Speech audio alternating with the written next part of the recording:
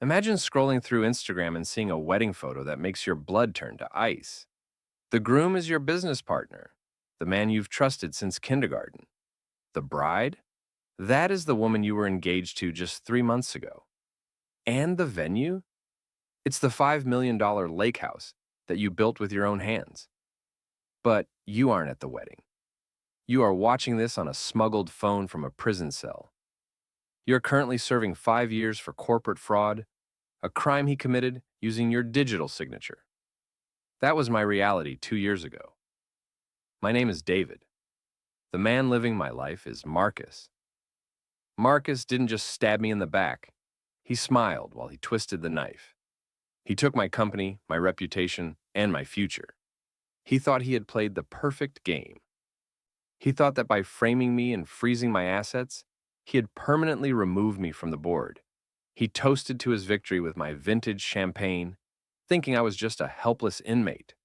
But Marcus made one massive, fatal calculation. He forgot who actually designed the financial structure of the empire he was now squatting in. He forgot that I was the one who created the hidden fail-safes. While he was planning his honeymoon on my dime, I was sitting in that concrete box, planning a masterclass in total destruction. It took me 700 days of silence to set the trap. But when I finally walked free, I didn't just get even. I became his nightmare. To understand the level of hatred I felt sitting in that cell, you have to understand what I lost. It wasn't just money. Money comes and goes. I lost a life that was 1 in a billion. It started 20 years ago. Marcus and I weren't just business partners. We were brothers in every way except blood. We met in the second grade. I was the quiet kid with the glasses, and he was the loud kid with the scraped knees. I helped him with his math homework. He stopped the older kids from stealing my lunch money. That was the dynamic. I was the brain, and he was the shield. We carried that exact same dynamic into adulthood. When we started our company, AeroStream, nobody believed in us. It was a logistics software platform designed to cut shipping costs for massive retailers. It was boring, unsexy, and incredibly complicated. I spent 3 years writing the code in a basement that smelled like mold and old coffee. I didn't see the sun for days at a time. I built the engine that would eventually power half the shipping industry. Marcus, he didn't write a single line of code. He couldn't even set up a printer. But Marcus could sell ice to a polar bear. He was the face. He put on the suits, he took the investors to dinner, and he charmed the checks right out of their pockets. I was happy to stay in the shadows. I hated the spotlight. I trusted him to handle the boardroom while I handled the server room. It worked. It worked beautifully. By the time we were 29, AeroStream was valued at $400 million. We were the golden boys of the tech world. We were on the cover of magazines. We bought matching Porsches, not to show off, but because we thought it was hilarious. We felt untouchable. Then there was Sarah. Sarah was the piece of the puzzle that made everything feel real. She wasn't just a trophy, she was brilliant. She was a corporate attorney who helped us navigate our first big merger. I remember the night I met her. It was at a gala Marcus had dragged me to. I was standing in the corner, awkward and holding a drink I didn't want, and she walked up and made a joke about how tight the CEO's tie was. I fell hard, and the best part? She fit perfectly into the trio. It was me, Marcus, and Sarah. We went on vacations together. We spent holidays together. Marcus was the first person I told when I bought the ring. I actually let him hide the ring in his safe, so Sarah wouldn't find it in our apartment. That is how much I trusted him. I trusted him with the symbol of my future. Life was a movie, a literal movie. I bought a plot of land by the lake, the one I mentioned earlier. I spent 2 years designing a glass-walled masterpiece. It was going to be the wedding venue. It was going to be the place we raised our kids. I remember one specific night about 6 months before the end. We were at the lake house. The construction was finally finished. We were sitting on the deck, me, Marcus, and Sarah. We were drinking a bottle of wine that cost more than my first car. The sun was setting, painting the sky purple and gold. Marcus raised his glass. He looked me dead in the eye. He had this warm, brotherly smile that I had seen 1,000 times. He said, "To David, the genius who made all of this possible, I'd be nothing without you, brother." I clinked my glass against his. I felt a lump in my throat. I looked at Sarah and she was beaming at me, squeezing my hand. I remember thinking, this is it. I have won the game of life. I had the best friend a man could ask for. I had the woman of my dreams. I had a 9-figure fortune. I felt safe. And that safety was my biggest mistake. Because I was so happy, I stopped paying attention. I stopped reading the fine print on the documents Marcus slid across my desk. I stopped asking why he was having so many private dinners with our investors. I stopped wondering why Sarah was staying late at the office so often. I was blinded by the glare of the golden life. I thought we were a team. I thought we were a family. I didn't realize that while I was building our future, Marcus was quietly, methodically, and legally transferring the foundation of that future into his own name. He wasn't just enjoying the ride, he was planning a mutiny. And he knew exactly which buttons to push to keep me docile. He played on my loyalty, he played on my trust. He used the fact that I hated confrontation to keep me away from the financials. "Don't worry about the audit, Dave," he would say. "I've got the lawyers handling it. You just focus on the upgrade." And I said, "Okay." That single word, "okay," was the nail in my coffin. It's the word that haunts me every night. Because while I was coding the upgrade that would double our stock price, Marcus was rewriting the corporate bylaws. He was preparing to cast me out of the kingdom I built, and he was going to use my own signature to do it. The golden life was a lie. It was a stage set, and they were just waiting for the right moment to drop the curtain on me. The collapse didn't happen all at once. It was a slow leak. It started with small things, things you ignore because you want to believe the world is good. The first red flag was a discrepancy in the server logs. I was doing routine maintenance late one Thursday night. I noticed a data packet, encrypted financial files, being moved from our secure server to an external drive. The timestamp was 3 a.m.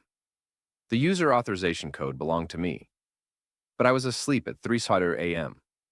I called Marcus the next morning. I wasn't suspicious, I was just confused. I thought we had been hacked. When I brought it up, he didn't look worried. He actually laughed. He patted me on the shoulder and said, "Relax, Einstein, that was me. I used your login because I forgot my password again. I had to send some files to the auditors. Boring tax stuff." It was a clumsy lie. Marcus never forgot his passwords. He was meticulous, but I wanted to believe him. I forced myself to swallow the doubt. "Okay," I said, "and just be careful." Then, things started shifting at home. Sarah grew cold. It wasn't an icy coldness. It was a bored detachment. She stopped asking about my day. She started taking phone calls in the other room. When I walked in, she would abruptly hang up. "Who was that?" I'd ask. "Just a client," she'd say, not making eye contact. "He's going through a messy divorce, and it's confidential." One night we were at dinner. I reached across the table to take her hand. She pulled away. She said I had grease on my fingers from the garage. My hands were clean. I looked at her, really looked at her, and for a split second I saw contempt in her eyes. It vanished instantly, replaced by a fake smile, but I saw it. It chilled me to the bone. I brought this up to Marcus over drinks. "I think Sarah is losing interest," I told him. "She's distant." Marcus leaned in, looking concerned. "Dave, you have been working 18 hours a day. You've been neglecting her. Honestly, she's probably just lonely. You need to step up. Buy her something nice. Recommit." He was gaslighting me. He was making me feel guilty for the distance they were creating. So I doubled down. I worked harder to finish the project so I could take time off. I bought her a diamond necklace. She looked at it like it was a piece of costume jewelry. The final nail was the emergency meeting. 3 weeks before the arrest, Marcus called me into the conference room. He looked frantic. He was sweating. He paced back and forth. "We have a problem," he said. "A big one. The SEC is flagging some of our early trades. It's a misunderstanding, but If they freeze our accounts, the IPO is dead. Aerostream is dead. My stomach dropped. What do we do? I've talked to legal, he said. We need to temporarily move the core assets into a holding trust, just for 30 days, until the audit clears. But because you're the majority shareholder, I need your authorization. I need full power of attorney to move the funds quickly. He slid a stack of documents across the mahogany table. They were thick, dense legal papers. Sarah looked these over, he said. She says it's the only way to save the company. That was the magic sentence. Sarah looked these over. I trusted her legal mind more than anything. If Sarah said it was safe, it was safe. I picked up the pen. My hand was shaking slightly. A voice in the back of my head, a primal instinct, screamed at me to stop. Read it, the voice said. Read the damn papers. But Marcus was staring at me. He looked terrified for our future. Dave, please, we don't have time. I didn't want to be the guy who let the company fail because he was too paranoid to sign a paper. I wanted to be the hero. I wanted to save us. I signed the first page, then the second, then the third. With every signature, I was handing over the keys to the castle. I gave him access to my personal accounts. I gave him voting rights. I assigned liability for past financial decisions solely to myself. I didn't know that then. I just saw authorized representative. When I finished, Marcus snatched the papers. He didn't say thank you. He just exhaled, a long, strange sound. He looked at the papers, then at me. For a second, the mask slipped. He didn't look relieved. He looked triumphant. You saved us, he said, but his voice lacked warmth. It sounded metallic. I went home that night feeling a heavy sense of dread. I tried to tell Sarah about it. She was packing a suitcase. Business trip, she said. New York. I'll be back in a few days. She kissed me on the cheek. It was dry and quick. Don't worry about the company, David. Marcus has it handled. She left. I stood in the hallway of our empty house. The silence was deafening. I didn't know it then, but that was the last time I would see her as a free man. The trap was set. The cage door was already swinging shut, and I was standing right in the center of it.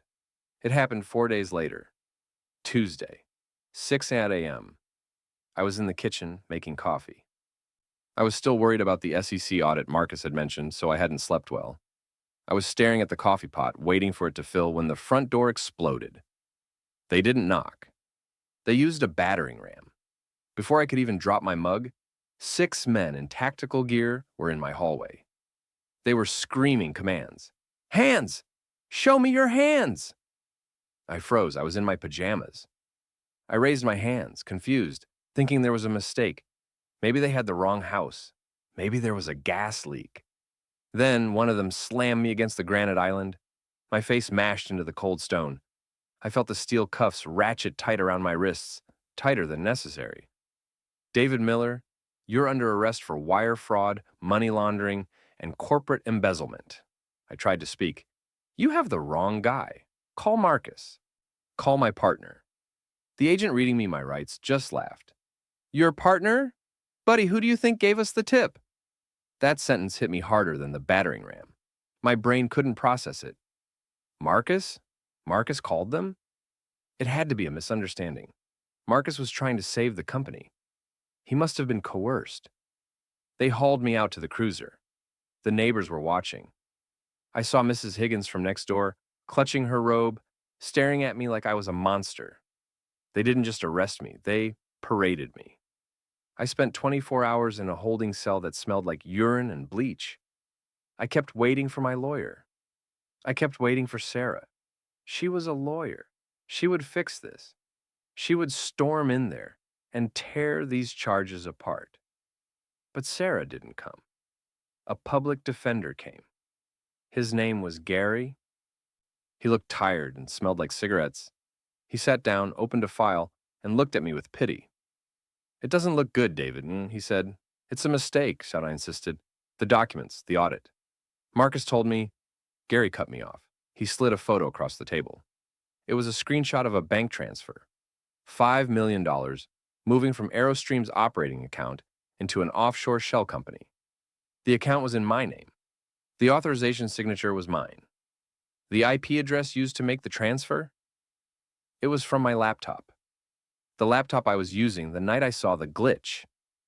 They have 40 of these, Gary said, totaling $50 million. And they have the power of attorney you signed last week. It basically admits that you had full control over these specific accounts. You signed a confession, David. You accepted liability for all past and future financial allocations. It's airtight. I felt like I was going to vomit. The document Marcus begged me to sign to save the company was actually a document accepting blame for the theft he had been committing for years. But I didn't steal it, I shouted. Check the destination accounts. Who owns the shell companies? Gary sighed. The shell companies are registered to an anonymous trust, but the initial setup fee, paid by your personal credit card. Marcus, he had my cards. He had everything. I need to see Sarah, I said, my voice breaking. My fiancée. She's an attorney. She can explain. Gary looked uncomfortable. He shuffled his papers. Sarah isn't your attorney, David. She's the prosecution's star witness. The world stopped. The hum of the fluorescent lights faded away. What? She went to the FBI 3 days ago, Gary said quietly. She claimed she found evidence of your fraud in the home office. She claimed she was terrified of you. She said you had become erratic and abusive when she asked about the money. She's testifying in exchange for immunity. I couldn't breathe. The woman I was going to marry. The woman I built the lake house for. She wasn't just leaving me. She was the architect of my destruction. The trial was a blur of humiliation. I sat there in an orange jumpsuit while they dismantled my life. But the worst moment, the moment that actually broke something inside me, was when Sarah took the stand. She didn't look at me, not once. She wore a modest gray suit. She looked fragile. She cried when the prosecutor asked her about our relationship. He changed, she sobbed into a tissue. He just wanted more and more. I tried to stop him. I told him it was wrong, but he said if I told anyone, he would hurt me. A collective gasp went through the courtroom. The jury looked at me with pure disgust. I wanted to scream. I wanted to jump over the railing and tell them she was lying, that she was the one who told me to sign the papers. But I just sat there, frozen in horror. She was acting. It was the performance of a lifetime. Then came Marcus. He didn't testify. He didn't have to. He just sat in the gallery, right behind the prosecutor. He looked solemn, sad even. He played the role of the heartbroken best friend perfectly. During a recess, as they were leading me out, he walked past the holding area. The guard let him stop for a second. Maybe the guard thought Marcus wanted to say goodbye. Marcus leaned in close to the bars. His sad expression vanished. A smirk, cold, arrogant, and evil, spread across his face. You always were too trusting, Dave, he whispered. That's why you were the engineer and I was the CEO. You build things. I take them. Why? I rasped. We had everything. You had everything, he corrected. I just had a salary. And Sarah? She was never yours, buddy. She's been with me since law school. We just needed a fall guy with clean credit and a naive heart. Thanks for the company. And the house. We're going to keep the master bedroom exactly how you designed it. He winked. Then he stood up, buttoned his jacket, and walked away. I watched him go. I didn't scream. I didn't cry. In that moment, the David Miller who built logistics software died. The David Miller who trusted people died. The judge sentenced me to 5 years in federal prison. He called me a predator of capitalism. He ordered me to pay restitution, which meant they seized everything. My bank accounts, my cars, my stocks, and the lake house. The day I was transferred to the penitentiary, I saw the news on the Rec Room TV. It was a segment on Aerostream. Aerostream stock soars as CEO Marcus Thorne uncovers massive internal fraud, saving the company from collapse. Thorne announces his engagement to Chief Legal Officer Sarah Jenkins. The power couple plans to wed at their private lakeside estate this spring. The other inmates were laughing at a cartoon on the next channel. I sat there staring at the screen, watching Marcus and Sarah smile for the cameras. They were holding hands, my company, my fiancé, my house. I felt a heat in my chest. It wasn't sadness anymore. It was a heavy, molten rage. It was a promise. I had 5 years. I had nothing but time. Marcus thought he had won because he took my money, but he forgot that I was the one who built the system he was now running. He kept the code, but he threw away the coder, and that was going to be his funeral. Prison is designed to break you. It strips away your name and gives you a number. I was inmate 8940. For the first 6 months, I didn't speak. I didn't eat much. I just existed in a gray haze of misery. I spent my days mopping floors in the cafeteria. I spent my nights staring at the ceiling of my cell, replaying every moment of my life with Marcus and Sarah. I dissected every conversation, every smile, every lie. I tortured myself with the what ifs. What if I hadn't signed? What if I had gone home early that Tuesday? I hit absolute rock bottom on my first birthday inside. I turned 30. I was supposed to be in Paris with Sarah. Instead, I was eating lukewarm oatmeal while a guy named Knuckles sharpened a toothbrush 3 feet away from me. I curled up in my bunk that night and wept. I cried until my throat bled. I wanted to die. I truly did. But the next morning, something changed. I woke up and the sadness was gone. The hollow feeling in my chest had filled up with something else. It was cold, hard, and sharp. It was hate. Pure, distilled hate. I realized that dying would be a gift to Marcus. If I died, he won.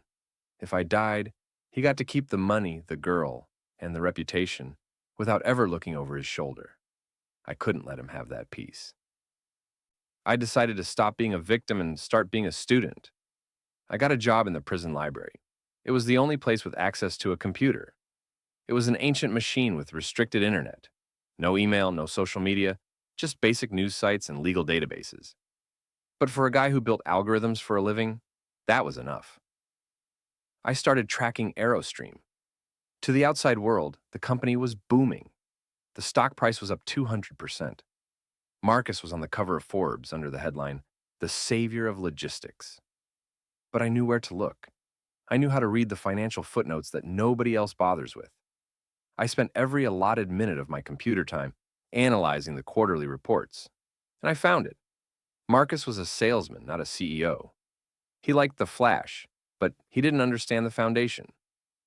To keep the stock price artificially high, he was burning cash. He was spending millions on marketing and brand expansion, while cutting the R&D budget to zero. But here was the smoking gun. To fund his lavish lifestyle, the weddings, the houses, the yachts, Marcus was borrowing money. Massive amounts of it. He was taking out high-interest loans against his equity in the company. He was leveraging his shares. It's a dangerous game called a margin loan. If the stock price stays high, you're rich. But if the stock price drops below a certain number, the bank calls the loan. If you can't pay cash immediately, they seize your shares and sell them. Marcus was betting everything that the stock would never drop. He was sitting on a throne of dynamite, and he was too arrogant to smell the sulfur. I had the target. Now I needed the ammunition. I needed money, a lot of it, and I had zero. That's when I met Silas. Silas was the prison librarian. He was a quiet, elderly man with thick glasses who read philosophy books all day. Most inmates ignored him. But I knew who he was. Silas was a former hedge fund manager who had lost $2 billion in the 90s. The money was never found. We started playing chess during my breaks. For 3 months, we just played. I never asked him about money. He never asked me about my case. I gained his respect by beating him twice. One day, he moved his rook and whispered, "You have a very loud mind, David. You're planning something." I looked at the board. "I'm planning a murder," I whispered back, "but not with a knife. With a spreadsheet." Silas smiled. It was the first time I'd seen him smile. "Financial murder, my favorite kind. Tell me." I told him everything. I told him about Marcus, the setup, the margin loans, and the trap I wanted to build. I explained that I didn't want to sue Marcus. I wanted to buy the debt he was drowning in. I wanted to become his creditor. Because when you own a man's debt, you own the man. Silas listened without blinking. When I finished, he sat back. "The plan is solid," he said, "but you're broke. You can't buy debt with cigarette packs. I know, I said. That's why I need you. I'm in here for life, kid. What can I do? You have assets, I said, hidden ones. Everyone knows you didn't lose that $2 billion. You tucked it away. His eyes narrowed. And why would I give it to you? Because I can get you out. Silas laughed. My appeals have been denied 5 times. I have the best lawyers in New York. Your lawyers are looking at the law, I said. I looked at the data.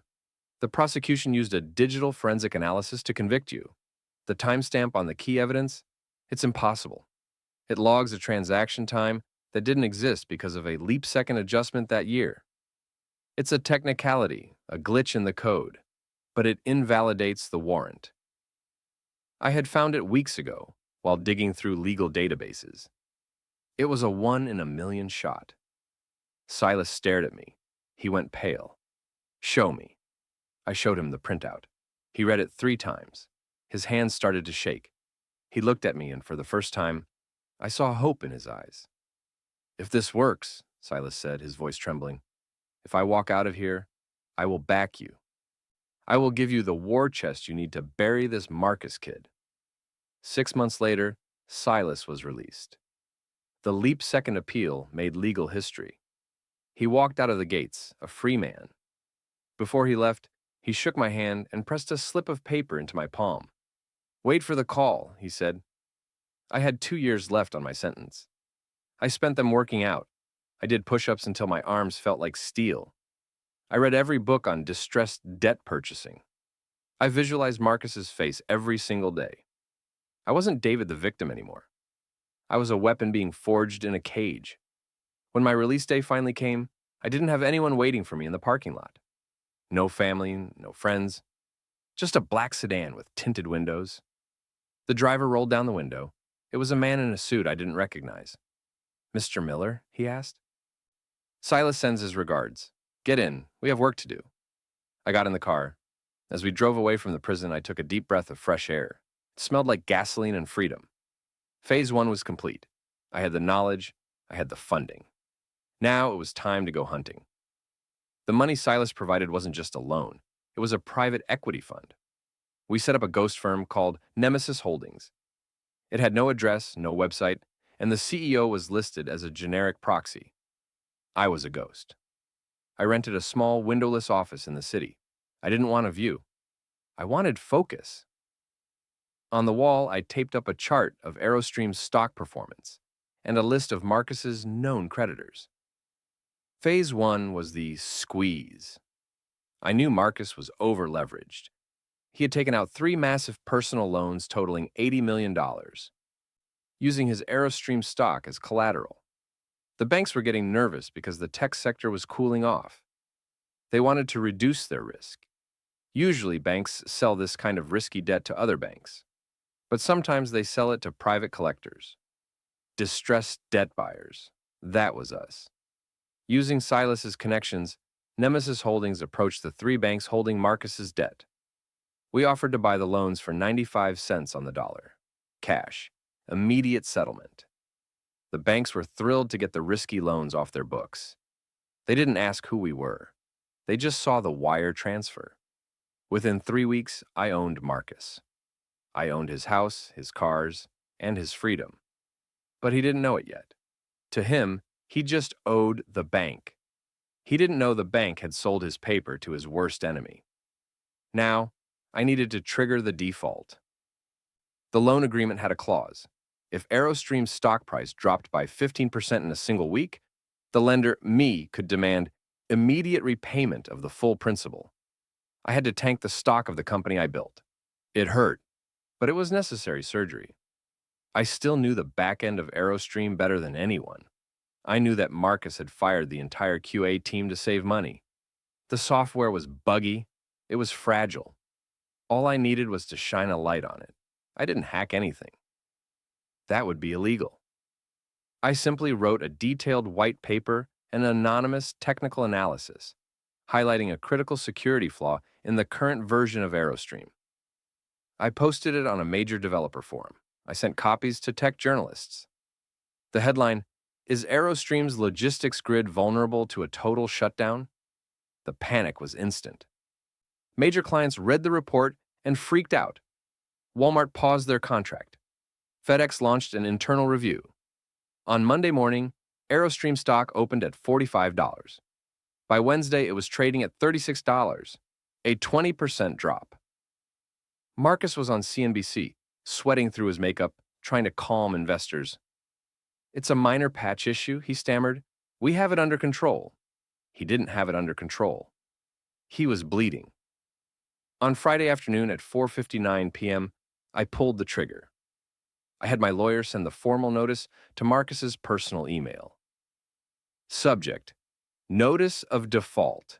Immediate payment required. Dear Mr. Thorne, due to the recent volatility in pledged collateral, arrow ticker, the covenants of your loan agreement have been breached. Nemesis Holdings, the current holder of your debt obligations, hereby demands immediate repayment of the outstanding balance, $82,400,000. You have 48 hours to remit payment in full. I sat in my office, drinking a cheap coffee, visualizing the moment he opened that email. 20 minutes later, my burner phone rang. It was a number I knew by heart. Marcus. I let it ring twice. Then I answered, using a voice modulator that deepened my tone. Nemesis Holdings, I said. Who is this? Marcus screamed. He sounded hysterical. Who are you people? Why do you have my loan?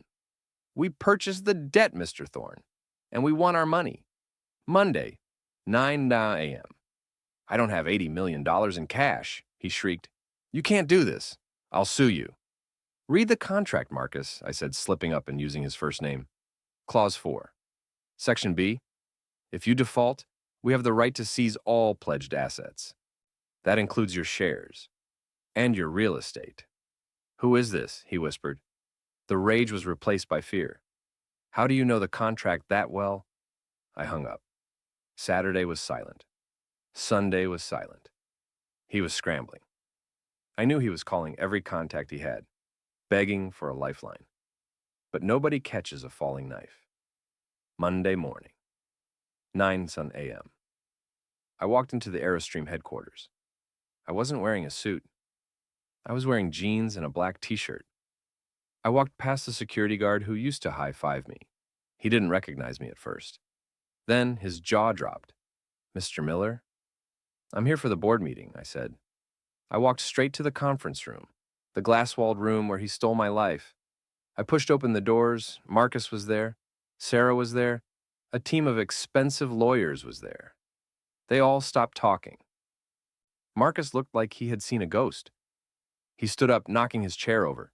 David? What are you doing here? Security! Sit down, Marcus, I said calmly. I tossed a folder onto the table. It slid across the mahogany and hit his hands. I'm not David Miller, the inmate, I said. I'm the managing director of Nemesis Holdings. I own your debt. And as of 9:01 a.m. this morning, since you failed to pay, I own your shares, which means I own this company. The room went dead silent. Sarah looked at Marcus, her eyes wide with horror. That's impossible, Marcus sputtered. You're broke. You're a felon. And you, I said, leaning in, are trespassing in my building. But then came the twist. Sarah stood up. She didn't look scared anymore. She looked at Marcus, then at me, and she smiled. A cold, calculating smile. Well played, David, she said. She reached into her briefcase and pulled out a document. But you missed one thing, she said. Marcus doesn't own the voting rights to those shares anymore. He transferred them to a spousal trust last week to protect them from creditors, to protect them from you. She slid the paper toward me. I control the board, David, not Marcus. And I'm not selling. My blood ran cold. I had checkmated Marcus, but I had forgotten that the queen is the most dangerous piece on the board. Sarah hadn't just betrayed me. She had prepared for his failure too. She was the real villain, and she was still holding the keys. Sarah sat back, looking like a queen who had just ordered an execution. She tapped her manicured fingernails on the table. You can seize the furniture, David. You can seize Marcus's car. But the voting shares are locked in an irrevocable trust. You can't touch the board. You can't touch us. Now get out before I call the police for corporate espionage. Marcus let out a breathless, hysterical laugh. He wiped the sweat from his forehead. She got you, Dave. God, she got you good. You thought you could just waltz in here with your prison money? You're an amateur. I stood there looking at the two people who had stolen my life. They looked so confident. They thought the law was a shield they could hide behind. They didn't realize that I had spent 2 years studying the cracks in that shield. I started to laugh. It was a low, dry sound. What's so funny? Marcus snapped, his smile fading. You, Marcus, I said. And you, Sarah. You're right. The trust is solid. I can't break it. I can't take the company through the debt default. You win that round. I walked over to the window and looked out at the parking lot. I could see flashing lights reflecting off the glass of the building next door. But you're forgetting who backed me, I said softly. Silas didn't just give me money. Silas gave me access. I turned back to face them. Do you remember the bank you used to frame me? The First Merchant Bank of the Grenadines? It's a small private institution. Very discreet. No questions asked. Perfect for hiding $5 million? Marcus went pale. So what? So, I continued, last week, Nemesis Holdings didn't just buy your debt here in America. We bought the First Merchant Bank of the Grenadines. We own it. We own the servers. We own the records. Sarah stopped tapping her fingers. And guess what we found in the deleted archives? I asked. We found the original chat logs between the bank manager and his VIP clients. Clients named Marcus T. and Sarah J. Esk. I pulled a USB drive from my pocket and set it gently on the table. It's all there, I said. The instructions to frame me, the timeline, the payments to the forensic accountant who falsified the report against me. And, Sarah, the emails where you explicitly coordinated your testimony to ensure my conviction. Sarah stood up, her chair scraping loudly against the floor. That's inadmissible. It's fruit of the poisonous tree. You obtained it illegally. No, I corrected her. I own the bank. It's my data. And under the Patriot Act, financial institutions are required to report suspicious activity involving money laundering. I didn't hack you, Sarah. I filed a suspicious activity report with the Department of Justice this morning. You're lying, she whispered. Am I? I pointed to the door. The double doors swung open. But it wasn't security. 6 federal agents and windbreakers walked in. The lead agent was the same man who had arrested me 3 years ago. He looked at me, gave a curt nod, and then looked at Marcus. Marcus Thorne, the agent said. You are under arrest for federal wire fraud, perjury, and conspiracy. Marcus slumped into his chair, putting his head in his hands. But the agent wasn't done. He turned to Sarah. Sarah Jenkins, he said, your immunity deal is hereby revoked due to verified perjury and obstruction of justice. You have the right to remain silent. No, Sarah screamed. She lost all her composure. She lunged toward the table to grab the USB drive, but an agent intercepted her, spinning her around and cuffing her hands behind her back. David, tell them. We can make a deal. I can sign the trust over to you. Just tell them to stop. I walked up to her. I looked into her eyes, the same eyes I used to wake up to. I saw terror. I saw desperation. I don't want the trust, Sarah, I said, my voice ice cold. And I don't want a deal. I want you to have the same view I had for 3 years. Concrete and bars. As they dragged them out, Marcus looked back at me. He was crying. David, please. We're brothers. Who's going to run the company? It'll collapse without us. I fixed my cuffs and looked at the empty boardroom. It won't collapse, I said to the empty air, because I already hired a new CEO, me. I sat down in Marcus's chair. It was still warm. I spun it around to face the window. I watched as they shoved Marcus and Sarah into separate SUVs. I had my company back, I had my name back, but I wasn't done yet. There was one final thing I had to do to make sure they never, ever recovered. The trial was the most satisfying show on earth. Without the immunity deal, Sarah and Marcus turned on each other like starving wolves. Marcus testified that Sarah masterminded the legal framework. Sarah testified that Marcus coerced her with physical threats. They tore each other apart on the stand, destroying whatever credibility they had left. The jury didn't buy any of it. Because I owned the bank and I owned the debt, I was the primary victim in the civil suit that followed the criminal trial. I stripped them of everything. I took the offshore accounts, the Porsches, the jewelry, and even Marcus's collection of vintage watches. I left them with absolutely nothing but court-appointed lawyers and a mountain of legal fees they couldn't pay. The judge was merciless. Marcus was sentenced to 15 years for fraud and embezzlement.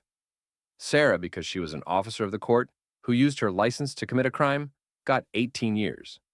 As the bailiff led them away, they didn't look at me with anger anymore. They looked at me with regret.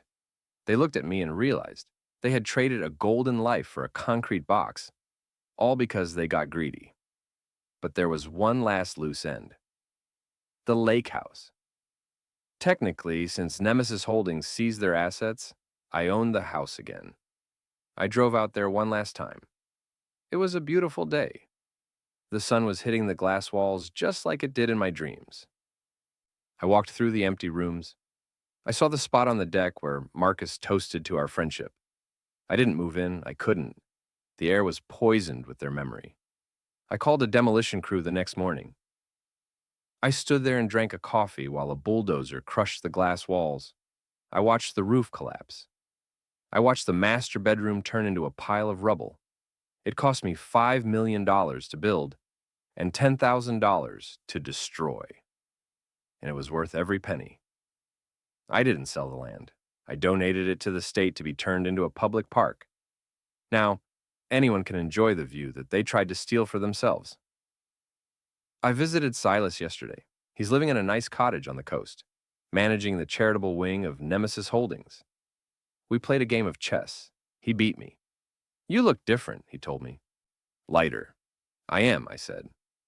"I'm back at Aerostream now. We just launched the new security patch. The stock is higher than ever, but I work different hours now. I leave at 5 p.m. I trust fewer people, and I check every single line of code myself." Marcus and Sarah thought they were playing a game of chess against a pawn. They didn't realize that when a pawn makes it to the other side of the board, it becomes a queen, and the queen cleans the board. They spent a lifetime chasing gold, but they forgot the first rule of construction. If you build your castle on a foundation of lies, all it takes is one man with a sledgehammer to bring it all down. Make sure you subscribe and turn on notifications, or you might miss the next story. Trust me, you won't want to sleep on it.